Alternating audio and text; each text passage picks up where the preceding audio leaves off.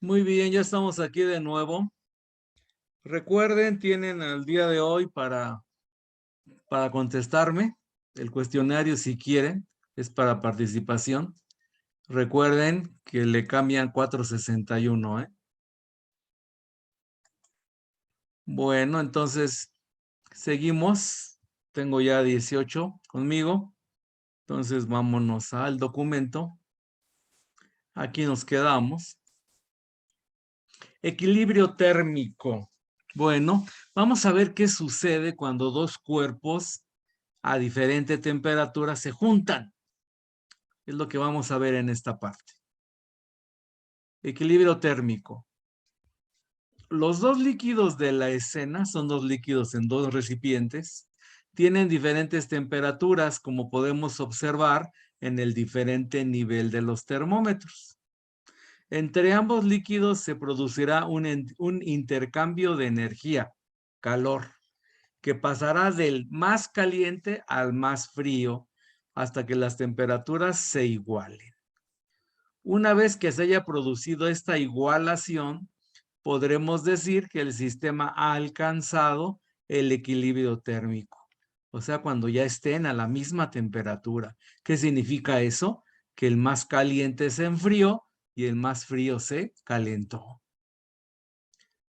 Si trazamos las respectivas curvas de calentamiento y enfriamiento, podríamos comprobar que la temperatura a la que se produce el equilibrio no es necesariamente la media aritmética de las dos temperaturas iniciales. Interviene una propiedad de la naturaleza de los cuerpos, el calor específico, de la que hablaremos más adelante. Bueno, el calor específico es la capacidad para retener calor. Hay sustancias que retienen el calor más fácilmente que otras. Por ejemplo, el agua. El agua retiene muy bien el calor. Eso lo sabemos porque cuando calentamos agua, nos cuesta mucho trabajo calentarla. Se tarda mucho en calentar el agua, pero una vez ya caliente, se tarda mucho en enfriar. Conserva muy bien el calor el agua. En cambio, hay sustancias, hay elementos como los metales que no tienen nada de retención, conducen el calor. Ustedes han visto que si calentamos un metal, se calienta muy rápido, pero si retiro la fuente de calor, se enfría muy rápido el metal. No retiene calor. A esa capacidad de retener calor se le conoce como calor específico. El agua tiene un alto calor específico. Los metales tienen un bajo calor específico. Si repitiéramos la experiencia varias veces, cambiando masas y temperaturas iniciales de los líquidos, veríamos que se producen cambios en el punto de equilibrio y en el tiempo que tardan en alcanzarse. Pero sin ninguna excepción, el equilibrio se produce finalmente. Bueno, ahí vemos una gráfica del lado derecho en donde se ve que las temperaturas de los cuerpos se van igualando con el tiempo. O sea, las dos líneas de diferente color se van acercando cada vez más y llega un momento en que van sobre una misma línea. También podemos observar otra particularidad interesante. La variación de la temperatura en las dos sustancias es mayor al principio, cuando la diferencia entre las temperaturas es mayor, haciéndose muy lenta al final, cuando las dos temperaturas son similares. Podemos concluir que el intercambio de calor por unidad de tiempo es proporcional a la diferencia entre las temperaturas de los cuerpos. Esta tendencia de los cuerpos al equilibrio es en realidad la base de la medida de temperaturas. Medir la temperatura de un enfermo, por ejemplo, significa lograr que el termómetro alcance el equilibrio térmico con el cuerpo del paciente. Por otro lado, aunque la proximidad de los cuerpos facilita mucho la posibilidad del equilibrio, la tendencia a alcanzarlo se produce aún a grandes distancias. Para facilitar la distinción entre los líquidos, el más frío, eso es de la gráfica. El más frío se ha dibujado en color verde. No se ve ahí el color verde. Y el más caliente en color azul. Supongo que el verde es la línea curva de abajo. También se ha respetado el mismo criterio de color en las gráficas.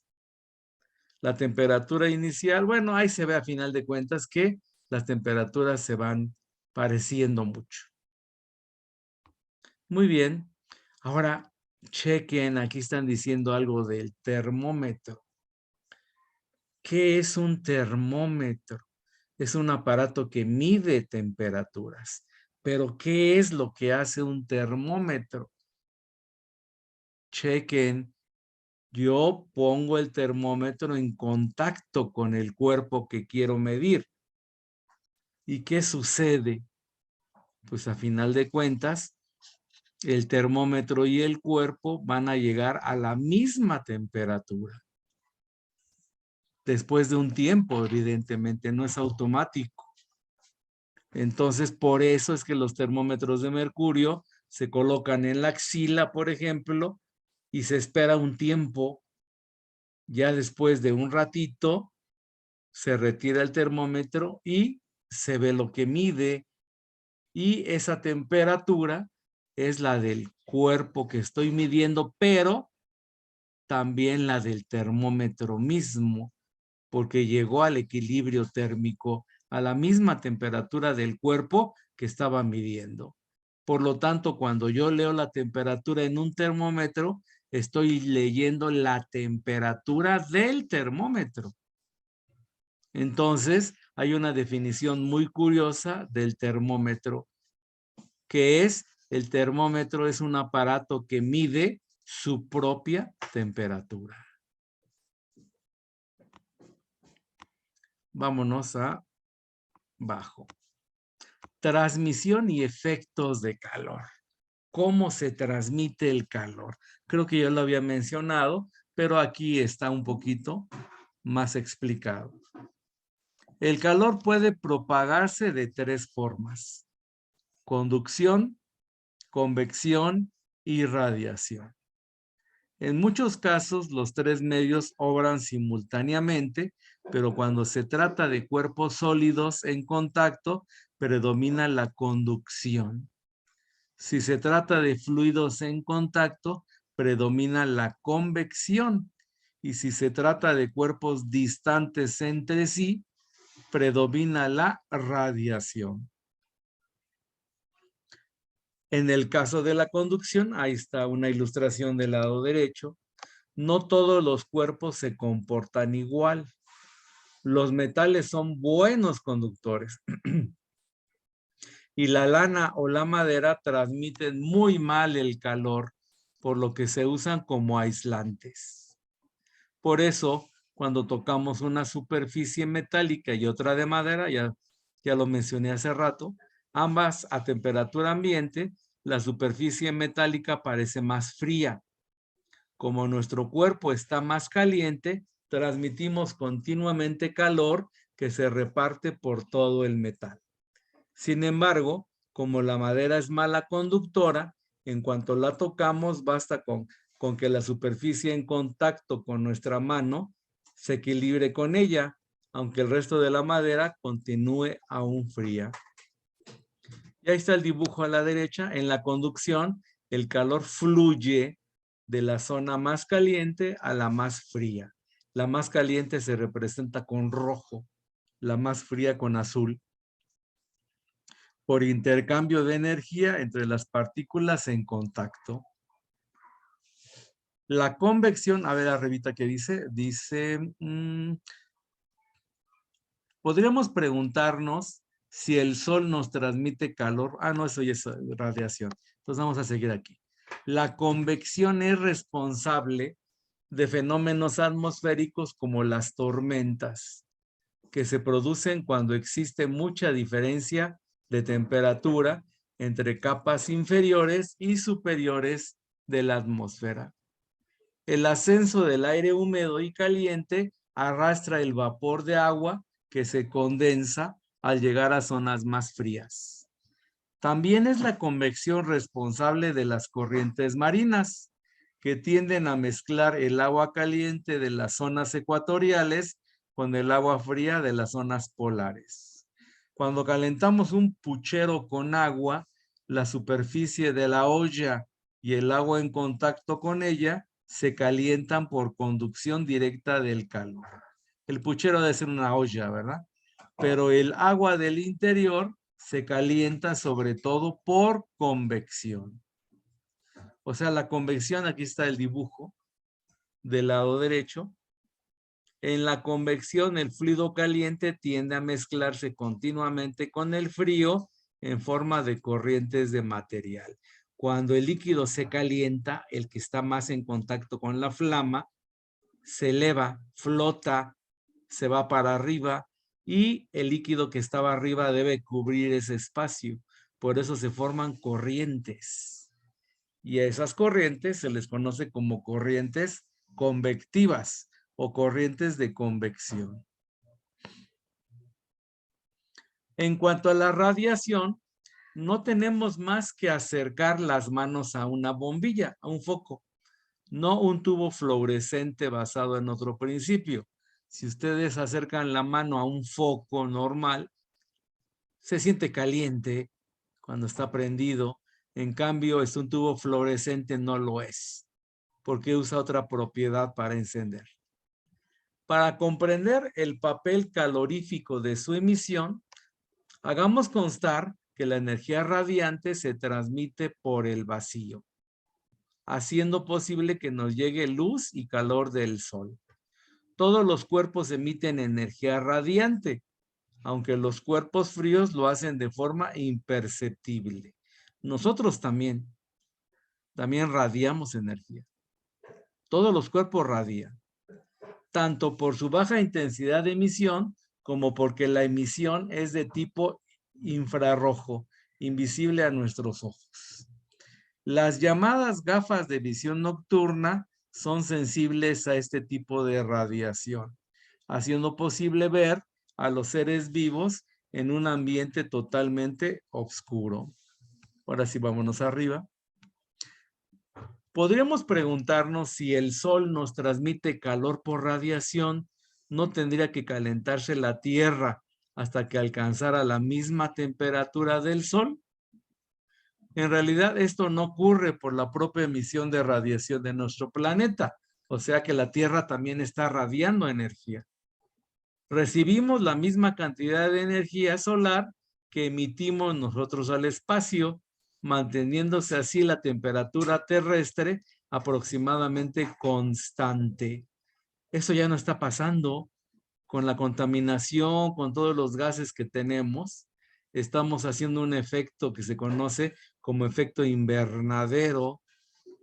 Parte de la energía que debería salir, que deberíamos radiar la Tierra, se regresa por los gases. ¿Y qué sucede entonces? Pues que la Tierra se calienta cada vez más y más. Eso es el efecto invernadero. Y eso es lo que está aumentando la temperatura de la Tierra, lo que está calentando el planeta, lo que está derritiendo los polos. En el último siglo, la acumulación de los llamados gases de efecto invernadero hace de la Tierra un emisor de energía ligeramente menos eficaz, por lo que la temperatura terrestre tiende a elevarse paulatinamente. En el epígrafe, para saber más, al final de la quinzena, bueno, eso ya es del curso aquí de los españoles, explicamos más detenidamente este problema. Y ahí están las imágenes que ya vimos. Nada más no vimos la última. Dice, en la radiación, los cuerpos emiten parte de su energía térmica como ondas electromagnéticas. Esta emisión se hace normalmente en ondas infrarrojas invisibles, pero cuando la temperatura es alta, se llega a emitir radiación visible. El hierro al rojo, por ejemplo, o también las brasas de carbón, ¿verdad? que se ven amarillas, se ven naranjas, rojas, ¿no? Cuando tienen alta temperatura. Sigamos. Dilatación de los cuerpos sólidos. ¿Qué pasa cuando un cuerpo se calienta? Se dilata, aumenta su volumen. Cuando se enfría, se contrae, disminuye su volumen. Variar la temperatura de un cuerpo sólido es lo mismo que alterar la energía de sus partículas, de modo que sus vibraciones se hacen más grandes si la temperatura aumenta, o más pequeñas si la temperatura desciende, produciendo variaciones de tamaño. La dilatación puede afectar a su longitud inicial L0 o su superficie inicial S0 o su volumen inicial V0. En todos los casos, la variación es proporcional a la magnitud inicial y al incremento de la temperatura delta T. Estas son las ecuaciones correspondientes. Bueno, no le hagan mucho caso. No vamos a ver con profundidad lo que es dilatación en cuanto a las fórmulas. Los coeficientes de dilatación lineal, superficial y cúbica dependen de la naturaleza del objeto. ¿Qué significa eso? Que dependiendo de qué esté hecho el objeto, puede dilatarse o contraerse de forma diferente. Los metales se dilatan mucho, se contraen mucho con el cambio de la temperatura. Hay materiales que no lo hacen tanto. Se puede definir como la variación por unidad de la magnitud correspondiente, longitud, superficie o volumen, cuando la temperatura varía 1 grado. Sus unidades son grados a la -1 en los 3 casos. Así, por ejemplo, alfa expresa lo que aumenta o disminuye 1 metro de longitud de una sustancia cuando sube o baja 1 grado la temperatura. Lo que sucede es que cuando un cuerpo se calienta o se enfría, aumenta su tamaño o disminuye. Pero, por ejemplo, con una regla, si tuviéramos una regla metálica, pues ahí lo que se ve más evidente es la longitud, ¿verdad? Porque no es muy grueso, aunque también aumenta la forma de su grueso, ¿no? Pero en general domina ahí la longitud. Si tengo una tapa, por ejemplo, metálica, pues yo puedo ver cómo aumenta su superficie, ¿verdad? Pero si tengo un cuerpo con un volumen más definido, yo puedo ver que aumenta en las 3 dimensiones, alto, largo y ancho. Estos coeficientes no son independientes entre sí. De modo aproximado, se puede afirmar que para un mismo cuerpo, beta es igual a 2 alfa, mientras que creo que este símbolo es sigma, es igual a 3 alfa, no recuerdo bien las letras griegas. De esta forma, conociendo el coeficiente de dilatación lineal para una sustancia, podemos determinar automáticamente los coeficientes de dilatación superficial y cúbica. Aquí hay una tabla del lado derecho en donde están los coeficientes de dilatación. Y chequen que son diferentes dependiendo de cada material. Aquí la mayoría son metales. Luego dice, como observamos en la tabla de la derecha, los coeficientes de dilatación son en general bastante bajos, haciendo falta considerables variaciones de temperatura para que las alteraciones de tamaño se perciban fácilmente. Por ejemplo, una viga de hormigón de 10 metros de longitud aumentaría 1 milímetro su longitud con un aumento de temperatura de 10 grados Celsius. Dense cuenta que no aumenta mucho, pero sí es importante. Me imagino que han visto los rieles del tren o del metro que tienen ciertos tramos una separación. Esa separación es cuando hace mucho calor para que tengan espacio para aumentar su tamaño. Porque si no les pusiéramos una distancia de separación. Cuando aumentara la temperatura, aumentaría el tamaño y chocarían, se deformarían los rieles. El carácter lineal de la dilatación de muchos cuerpos sólidos y también de muchos líquidos hace que la dilatación de las sustancias una excelente propiedad termométrica. Y bueno, esto viene a colación del mercurio. Usamos el mercurio porque es un metal y es líquido.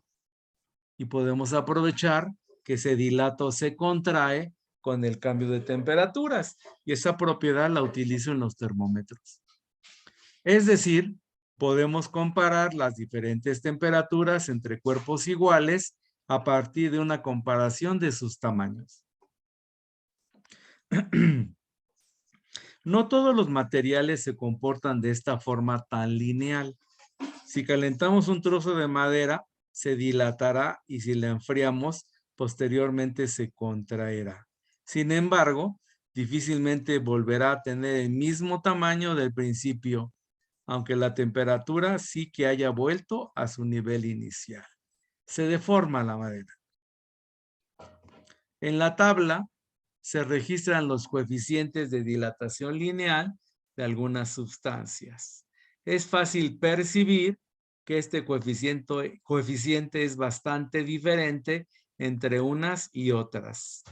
Notemos que, por ejemplo, como el hierro es capaz de dilatarse 3000 veces más que el cuarzo. Estas diferencias son los responsables de que en lugares con cambios extremos en las temperaturas se produzcan desajustes entre piezas del mobiliario hechas con materiales diferentes. Por ejemplo, marcos y vidrios de las ventanas. Pero también hay que tener en cuenta este coeficiente a la hora de diseñar algunos instrumentos de precisión. Un telescopio con óptica de cuarzo se dilatará unas 18 veces menos que otro con lentes de vidrio ordinario y será, por tanto, mucho más preciso para la observación astronómica, ya que se alterará muy poco durante las bajadas nocturnas de temperatura. O sea, que si aumenta o disminuye mucho la temperatura, el vidrio se dilata más, mucho más que el cuarzo. Por lo tanto, pues no medirá tan precisamente, ¿verdad? Como el cuarzo, que no se dilata tanto. Muy bien. La dilatación de los cuerpos. Ahora vamos a ver en fluidos. Los fluidos son los líquidos y los gases. En los líquidos y gases solo tiene sentido hablar de la dilatación cúbica del volumen, puesto que carecen de forma propia y se adaptan a la vasija, o sea, al recipiente que los contiene. En el caso de los líquidos es preciso que tengamos en cuenta la dilatación del recipiente. También hay que tomar en cuenta el recipiente. El líquido experimentará una dilatación aparente que será igual a la dilatación real menos la del recipiente. Si utilizamos un material con un coeficiente de dilatación mucho más bajo que el del líquido, podemos despreciar la dilatación de la vasija, del recipiente. En caso contrario, hay que tenerlo muy en cuenta, como ilustramos en la imagen de la derecha. Bueno, esto simplemente dice que siempre es mejor tener vasijas, recipientes, que se dilaten poco en comparación con el líquido que contiene, para que no influya, pues, mucho en las medidas. Es conveniente señalar el fenómeno de la dilatación anómala del agua. Eso es interesante. Esta sustancia tiene su máxima densidad a 4 grados Celsius de temperatura, el agua. Si enfriamos el agua por debajo de esa temperatura e incluso la congelamos, su volumen aumenta en vez de disminuir. Una vez que está solidificada, se recupera la normalidad. Es decir, El hielo a menos 10 grados Celsius presenta mayor volumen que el hielo a menos 30 grados Celsius. Por encima de los 4 grados Celsius, el agua también se dilata normalmente. Gracias a esta rareza del agua, las profundidades de los mares se encuentran a 4 grados Celsius. La presión obliga al agua a buscar su temperatura de máxima densidad. También los témpanos de hielo flotan en el agua debido a su dilatación anómala. Ahora voy a explicar esto. Esto es interesante. Aquí voy a usar la plumilla del Zoom. La dilatación anómala del agua es importantísima para la vida en la Tierra. Y voy a explicar por qué. A ver. Aquí voy a aplicar, aquí en este espacio. Entonces, vámonos a la plumilla del Zoom. Y aquí, si yo tengo un recipiente con cualquier sustancia líquida, si yo la enfrío, se vuelve sólida en cierto momento y se va a hundir. Eso pasa con todas las sustancias, excepto con el agua. ¿Qué sucede cuando se congela el agua? Se forma una costra de hielo. Aquí, esto es hielo. Y flota con respecto al agua, no se hunde. Y además el hielo es un buen aislante. Entonces, mientras el hielo se encuentra a 0 grados Celsius, el agua adentro, por debajo del hielo, se encuentra a 4 grados Celsius y eso permite que la vida exista. Si se hundiera el hielo como todas las sustancias, pues todo lo que está adentro se moriría, se congelaría. Entonces, esta dilatación anómala es importantísima para que haya vida en la Tierra. Muy bien, borro. Entonces, seguimos leyendo. Respecto a los gases, su carácter compresible hace que pueda no existir dilatación al aumentar la temperatura. Para colocarnos en una situación comparable a la de líquidos y sólidos, debemos mantener el gas a presión constante al subir o bajar la temperatura.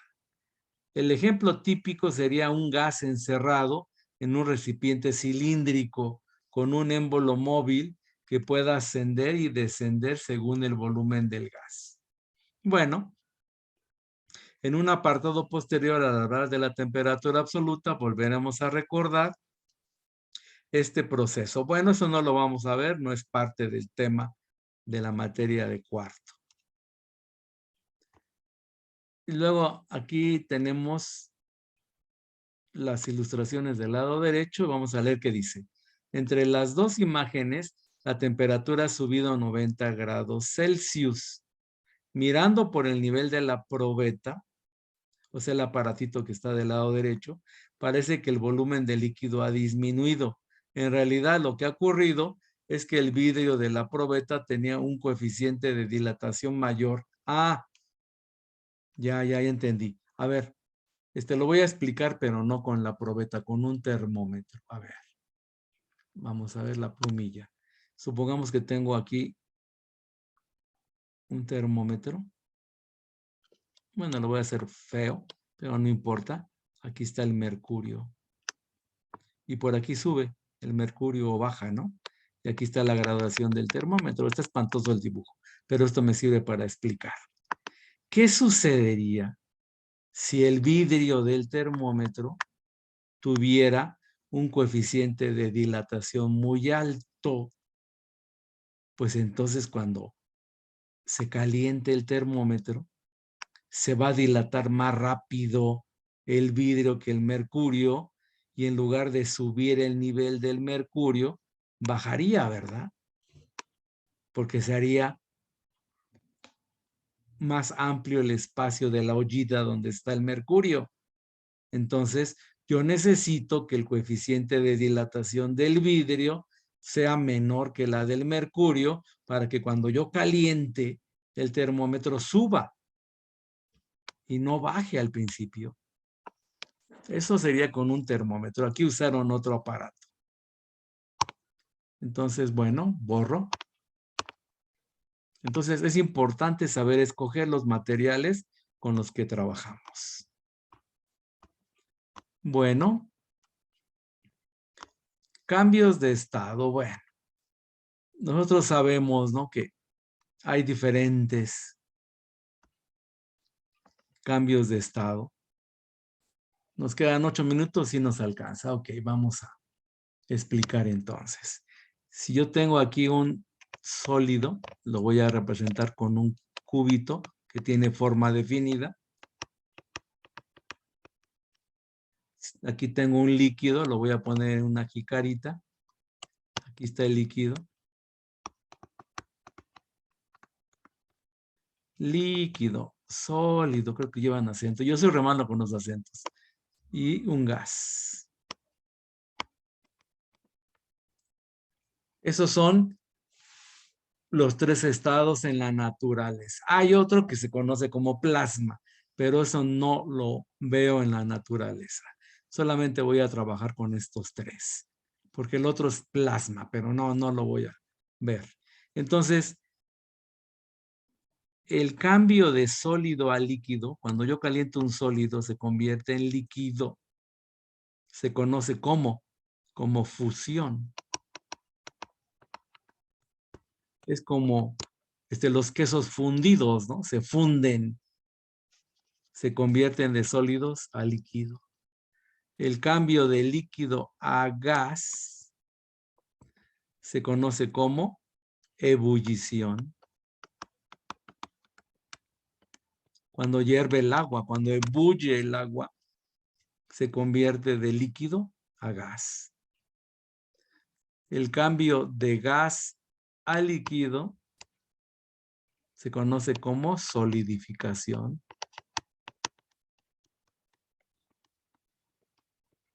Y en algunos textos usan el término congelación.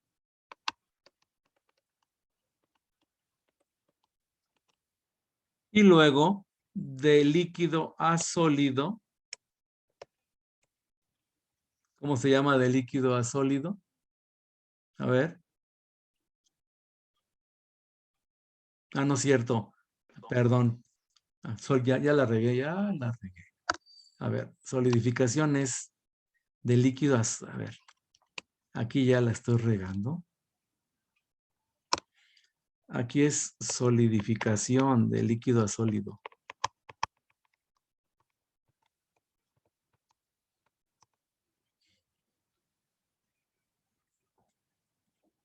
Y luego me falta de gas. ¿Ese líquido no es condensación? Sí, condensación, sí. Ya la estoy agregando aquí. Sí, condensación, todo por hacerlo de memoria. Y ahora, hay otros 2.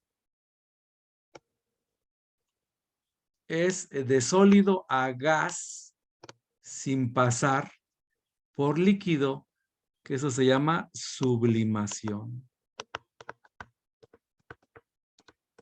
Y el ejemplo típico es el de hielo seco, que pasa de sólido a gas sin pasar por líquido. Y el inverso, que es de gas a sólido sin pasar a líquido, se llama sublimación inversa.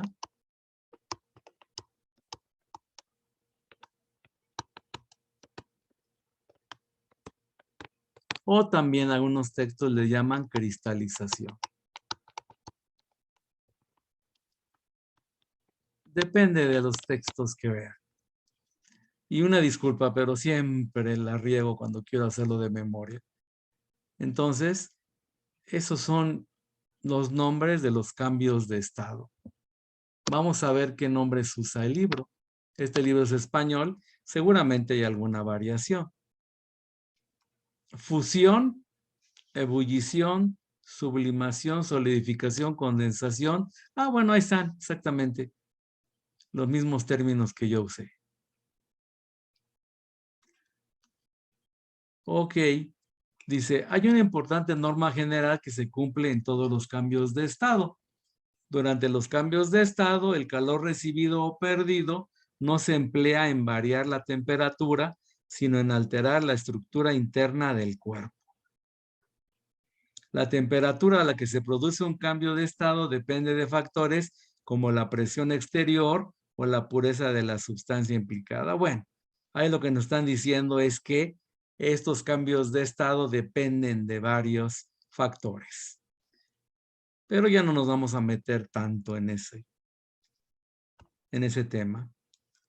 En fin, quedan 3 minutos. ¿Algo más que quiera ver de aquí? No, creo que ahorita ya no. Todavía nos quedaría ver lo que es el termómetro, pero eso ya sería escalas de temperatura, que ya sería para la próxima clase. Bueno, jovencitos, dejo de compartir. Entonces, ya les dejé, hay una tarea para hoy, para participación, y recuerden que esto es parte de los apuntes para la siguiente tarea también. Bueno, ¿quién fue la persona que me dijo condensación? Que ahí la regué, por favor. ¿Quién fue? Fui yo, profesor, T4. T4 de Ramírez, ok. 461 T4. Ok. Te voy a poner participación, ahí sí la regué, pero bueno. Ay, Dios mío. Sale pues. Si no hay alguna pregunta, inquietud, jovencitos, algo que me quieran decir antes de despedirnos, ¿no?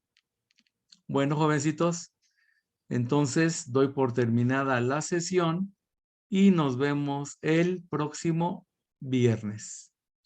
Gracias. Hasta luego. Hasta luego, profesor. Sí, Hasta luego. Hasta luego.